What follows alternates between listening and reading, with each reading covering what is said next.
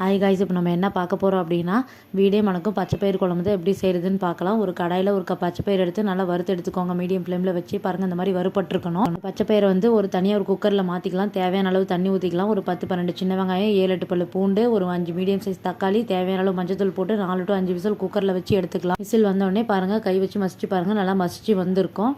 தண்ணியை மட்டும் தனியாக வடிகட்டி எடுத்துட்டு ஒரு பாத்திரத்தில் வந்து நல்லா மத்து போட்டு நல்லா கடைஞ்சி எடுத்துக்கோங்க. நல்லா நைஸாக கடைஞ்சிக்கோங்க. இதை தனியாக எடுத்து வச்சுக்கலாம். ஒரு கடாயில் 2 டேபிள் ஸ்பூன் ஆயில் ஊற்றி வடகம் போட்டுக்கோங்க. வடகம் தான் குழம்புக்கு சூப்பரான டேஸ்ட்டை கொடுக்கும். நல்லா வரமிளகா கிள்ளி போட்டுக்கோங்க. ஒரு கொத்து கருவேப்பிலை, பெரிய வெங்காயம் போட்டு நல்லா தாளித்து எடுத்துக்கோங்க. நம்ம கடைஞ்சி வச்சுருக்கோங்களா கடாயில், அதை எடுத்து மிக்ஸ் பண்ணிக்கலாம். தேவையான அளவு உப்பு போட்டு தூவிக்கோங்க. ஒரு ஸ்பூன் மிளகாய் தூள், 2 ஸ்பூன் வந்து சாம்பார் பொடி போட்டு நல்லா கொதிக்க வச்சு எடுத்துக்கோங்க. இப்போ புளிக்கரைசல் கரைச்சி வச்சுருக்கோம், அதை ஊற்றி நல்லா ஒரு 10 நிமிஷம் கொதிக்க விடுங்க. நல்லா கொதி வரட்டும். இப்போ நம்ம தேவையான அளவு கொத்தமல்லி போட்டு நம்ம தூவி இறக்கிக்கலாம். பாருங்கள், ரெடி ஆகிடுச்சு.